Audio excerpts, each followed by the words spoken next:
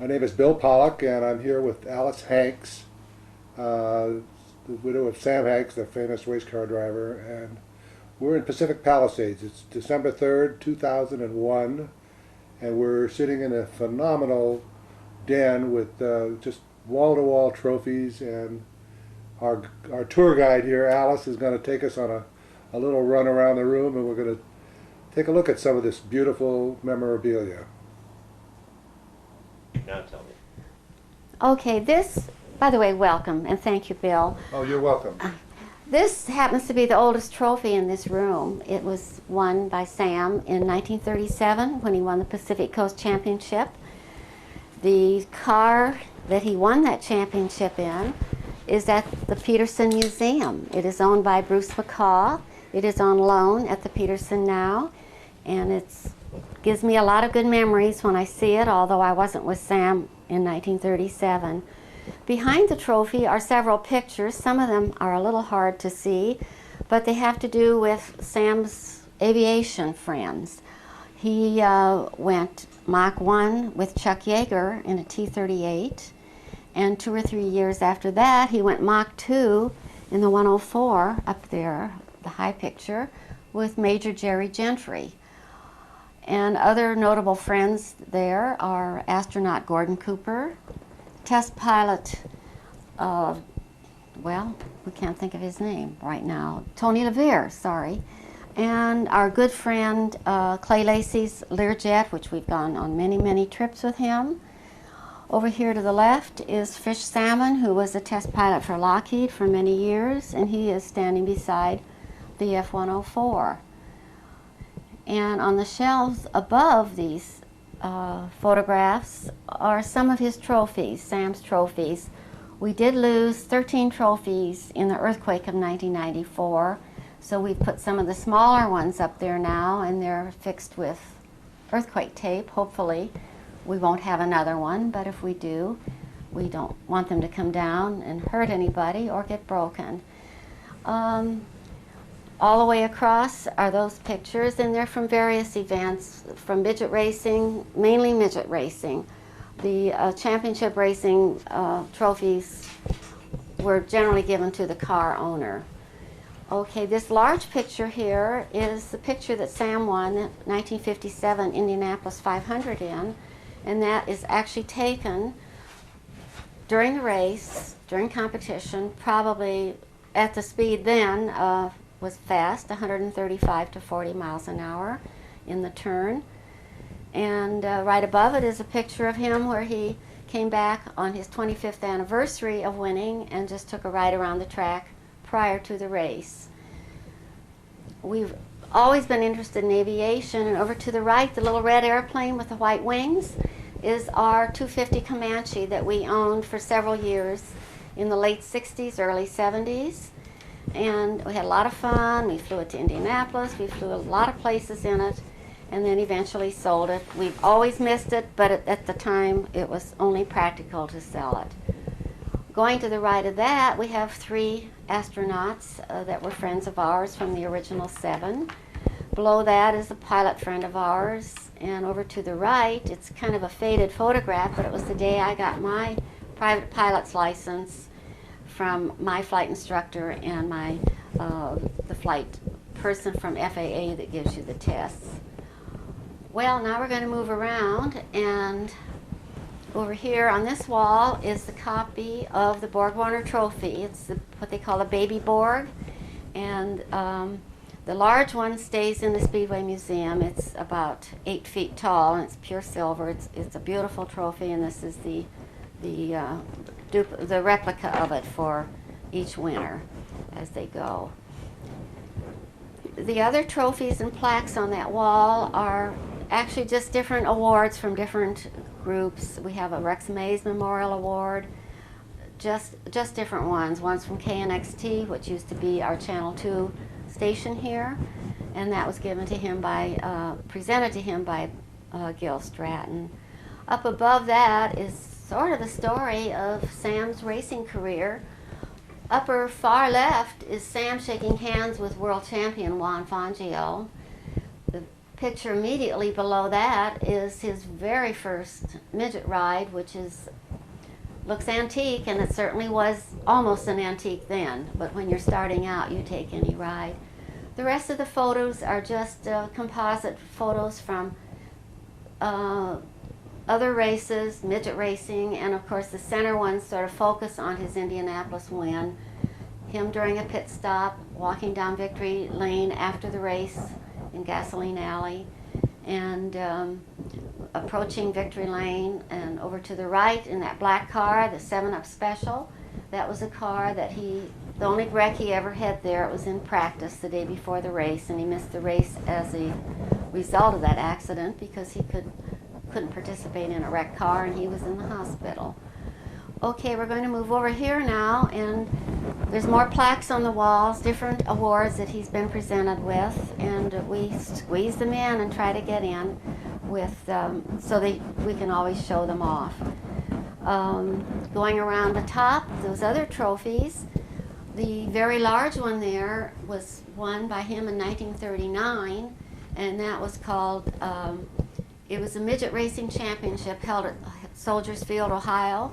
They brought a board track in, and they competed on it for 1 week straight, and at the end of the week, the driver that won the most points, and you win those by placing in the races, was Sam, and that's a very well preserved trophy. I don't know what they used on it because some of the others seem to be fading. And then the rest of the trophies are mostly midget racing trophies. And then we're going to get over here to this clock further right, and that is also a trophy from 1957. It was called the Strauss Award Trophy, and it weighs quite a bit. We don't ever want that one to come down either. Okay, now below that are some photographs. He had a centerfold in circle track, and that's called Sam's car, and then another centerfold over to the right of that called the Sidewinder, and that is the George Sally car, number 9, the Balan Special that he won the Indianapolis 500 in. Below that are 2 plaques from the Helms Athletic Foundation, which existed back in, I guess, up through the 60s or 70s, and different photographs below that. The little white car with the number 1 on it is the car that now is in the Peterson Museum, and it's owned by Bruce McCaw, and this is a picture of us up in Seattle when we visited the car before he brought it back down here. And I guess that's just about covers these pictures. There's just various personalities here. And this large trophy down here is one of his stock car trophies. We had 2 of them just like that, and he gave one to Bill Stropp, who headed the Ford Motor team. He drove for Mercury Division, and this one was the 250-mile road race at Paramount Ranch, which he won and was very happy to do so. I don't know what else you want to see. Well, that was really, that's quite a tour, Alice. Unbelievable to sit here and be a part of this history and see some of this. I'd like to hear some of your feelings and memories about what it was like with racing in those days. Well, I think racing was a lot different in those days. When we would leave here about May 25th, we would generally drive to Indianapolis. We would check into either our hotel or a rooming house. I mean, there were just no motels at that time. And we would stay there for the months. Most generally, he had a pretty good, well, it wouldn't be even called a contract in those days. It was a handshake to drive a pretty good car. But in the late 40s, early 50s, he didn't have a lot of success because of mechanical problems. At that time, they were still using cars that actually had raced before the war. So some of the things were falling apart real fast. Then he got a break and started driving for George Sally, who worked for Meyer and Drake, who made the engines of the Offenhauser engines, which was the only engine at that time that was predominant at Indianapolis. So he got that ride in the mid-50s, and then went on to with the same mechanics to drive for George Sally, as I said, and with Mr. Belland as the sponsor. We had this nice ride in 1957 that enabled him to win that race. And he retired in Victory Lane. He always said he would because he'd gotten second the year before, and he was tempted to, I think, stop then. He was 42. At that time, that was considered old for a race driver. Unfortunately, because so many got killed in those days, you barely made it to 42. But he didn't quit in 56, and he went on in 57 and won it, but then he did retire in Victory Lane, and he stuck with it. He didn't drive another race. He filled his obligation to Mercury Division and finished that season in the Mercury. And then from that day on, he was connected always with the automotive industry. He worked for companies that benefited from his knowledge of people in racing and, brake companies. I don't know whether I'm supposed to mention any names, Sure. but he did work for Ray Bestis, Yeah. which made the brakes, and also for Monroe shock absorbers. And then the thing that he was so fortunate to do, he was the director of racing at Indianapolis for 22 years. So that brought him back there every single year. He had a first name a relationship with all the drivers at that time because he knew them all, and he was the director of racing. He was so pleased to be there. He gave speeches, he made appearances.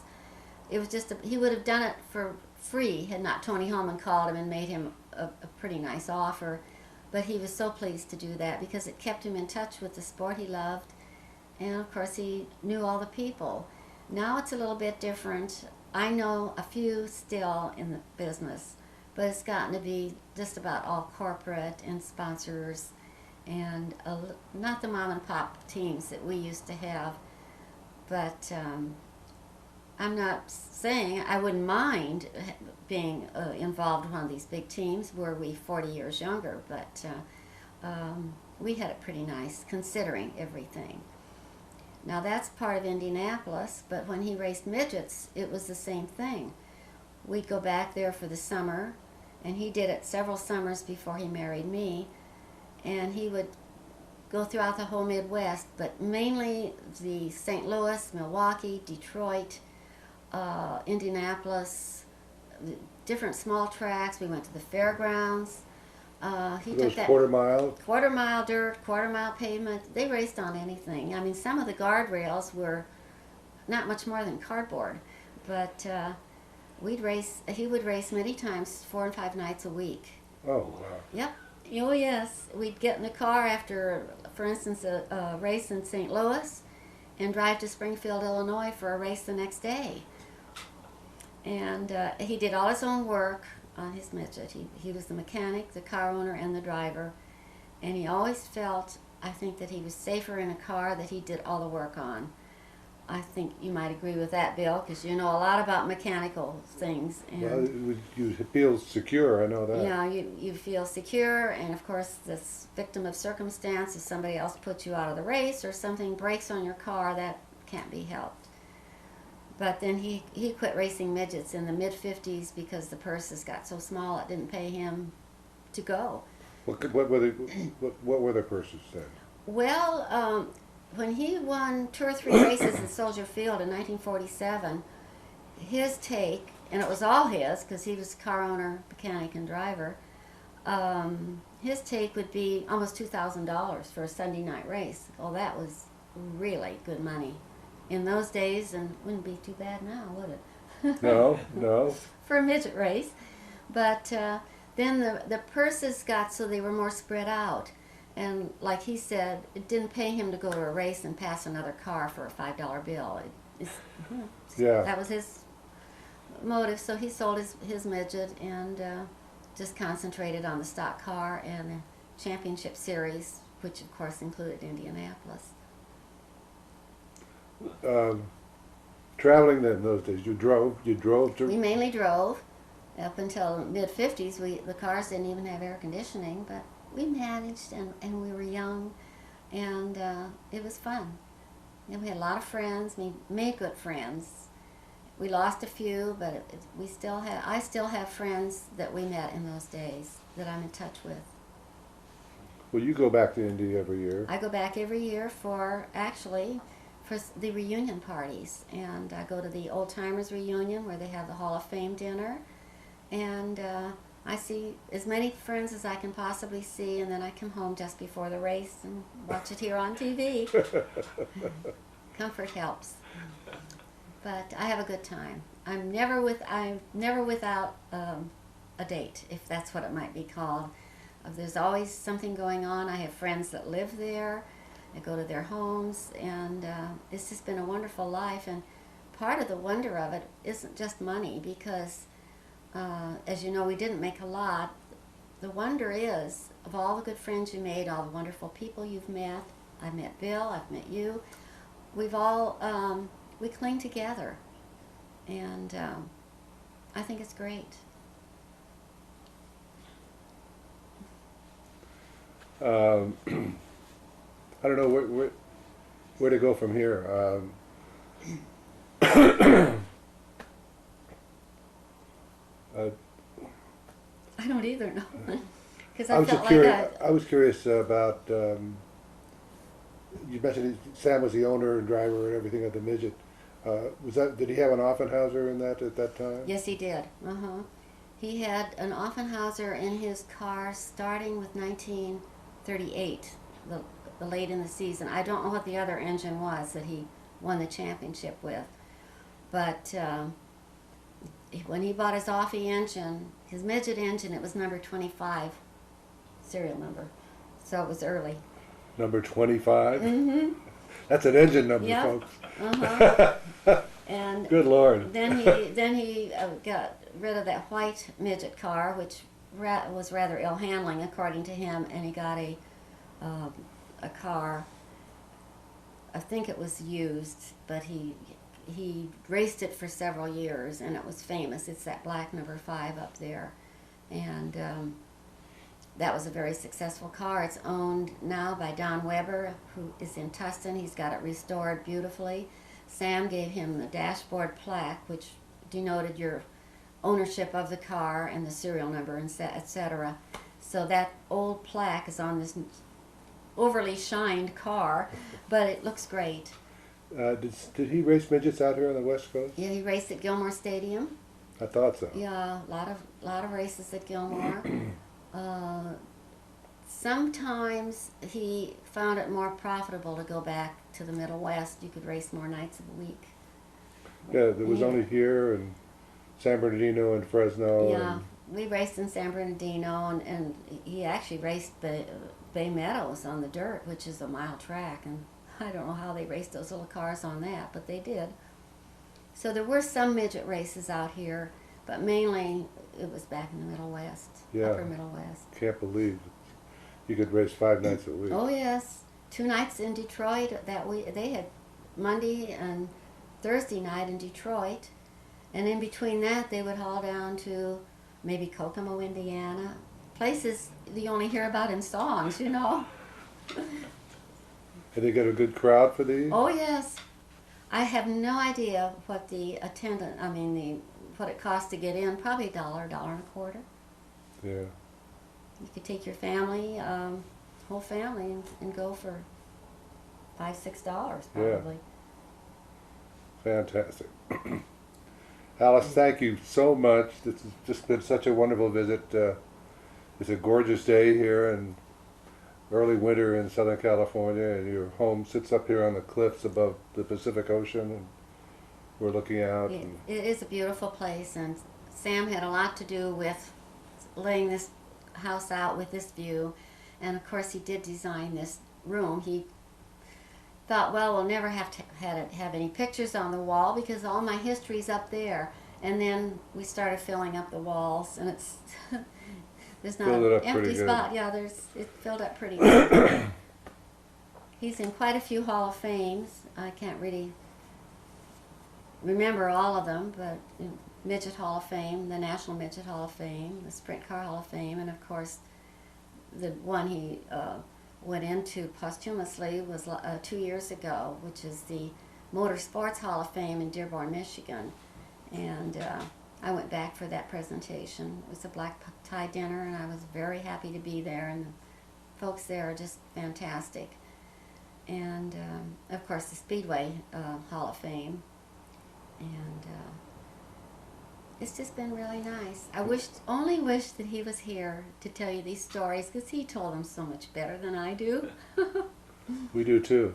Yeah. We do too. Yeah, he was a phenomenal man. He'd be here all Great. day. He wouldn't let you go.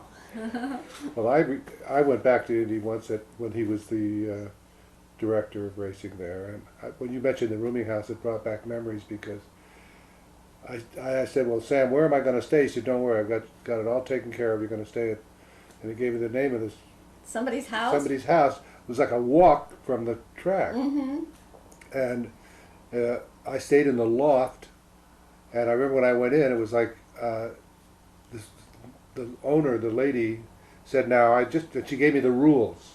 Well, right There'll now. be no women, and I said, pardon me, and no drinking, no carousing, no parties, no noise after That's 8 o'clock. That's the Bible Belt back there. And I had a roommate who was a general, Oh my gosh. and he was It was Art DeBolt, wasn't it? yes, as a matter of fact, it was. Mm-hmm. And he had been on a pit crew of several Yes, he cars. was, many times.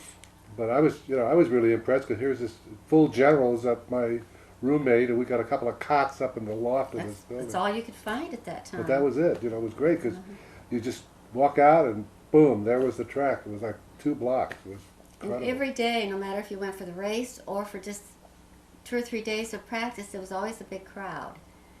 People loved to hear those cars go by, and they loved the Novi's. Made so much. They had a different sound. I guess what Yeah. 16-cylinder. Something like that, supercharged. all And that. they were just wonderful. The minute Duke Nalon would pull out of the pits, the crowd just went crazy. It was just wonderful. Yeah, I love those cars. They unfortunately never Never won the race. won the No. race. They were sure something.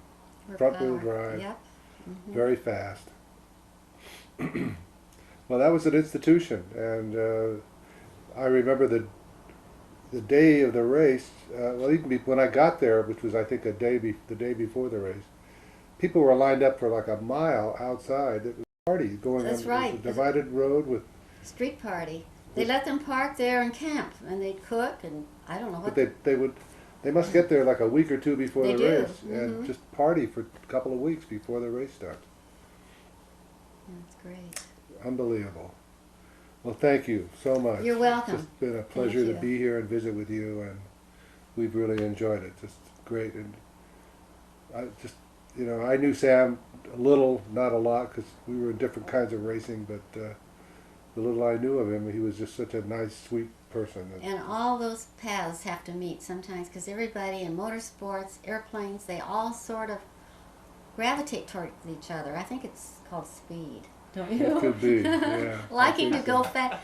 When I used to tell Sam when we got in the passenger car, we're going from point A to point B. That wasn't the point. The point was to overtake other cars. It didn't matter whether it was a passenger car or what.